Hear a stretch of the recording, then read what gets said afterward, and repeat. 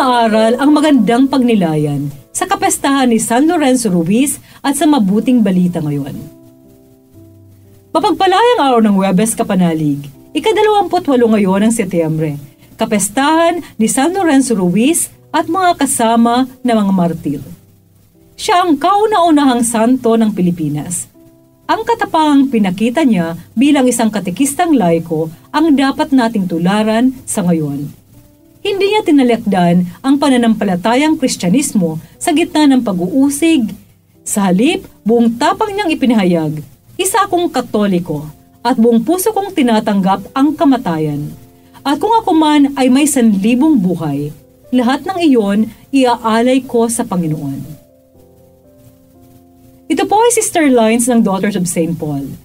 Matunghayan natin ang pagkabagabag ng tetrarkang si Herodes dahil inuusig siya ng multong sanhi ng kanyang kasalanan, na siyang tema ng ating mabuting balita.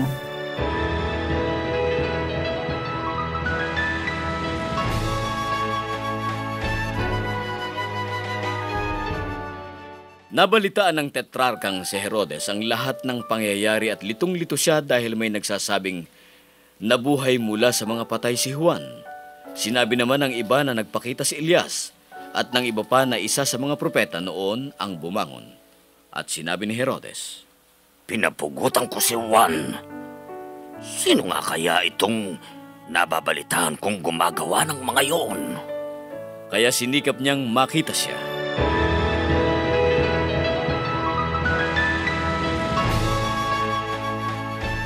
Narinig natin sa mabuting balita ngayon na nabagabag si Herodes dahil sa mga nababalitaan niya tungkol kay Jesus. May mga taong nagsasabi na si Jesus ay si Juan na muling nabuhay o si Elias na bumalik o isa sa mga propeta noon na muling nabuhay. Naguguluhan si Herodes at nais niyang makita si Jesus. Ipinagdiriwang natin ngayon ang kapistahan ni San Lorenzo Ruiz at mga kasamang martir. Siya ang una nating santo dito sa Pilipinas. Ang pagninilay na maaari nating makuha mula sa ating kapistahan at sa ating mabuting balita ay tungkol sa pagkilala natin kay Jesus bilang ating Panginoon at tagapagligtas. Si Herodes kasi hindi niya nakikilala si Jesus, kahit na marami na ang nagpapatotoo tungkol sa kanya. Naguguluhan siya at natatakot sa posibilidad na may iba pang makapangyarihan na lumitaw sa kanyang nasasakupan. Siya ay hindi naghahanap ng katotohanan, kundi ang kapakanan lamang niya.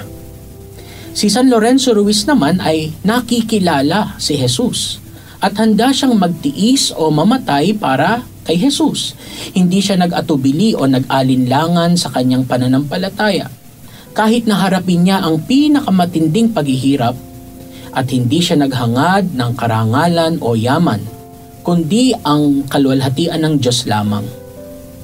Mga kapanalig sa ating buhay, katulad ba tayo ni Herodes o ni San Lorenzo Ruiz?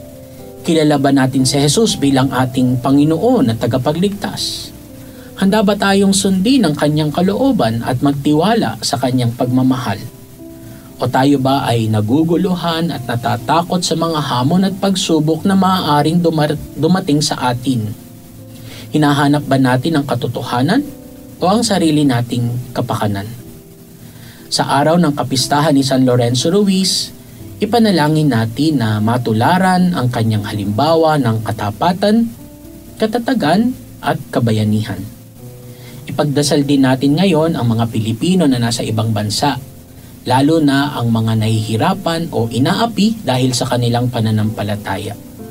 Hilingin natin kay San Lorenzo Ruiz na ipamagitan tayo kay Jesus upang makilala natin siya ng lubos at mahalin siya ng wagas.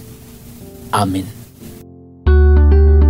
Mga kapanalig, support Pauline's online ministry. Subscribe, like, and follow us on Facebook, YouTube, Instagram, Twitter, TikTok, Spotify, Google, and Apple Podcast. Maraming salamat po. At sa lahat na nag-message sa amin na humihingi ng panalangin para sa iba't ibang intensyon. Asahan po ninyong ipinagdarasal namin sa Diyos ang inyong mga kahilingan. Ito po muli si Sister Lines ng Daughters of St. Paul na nagpapaalalang buhay na walang hanggan, kapiling ng Diyos, laging hangarin. Upang paglalakbay natin sa mundo'y maging makabuluhan at mabunga tungo sa buhay na inaasam natin.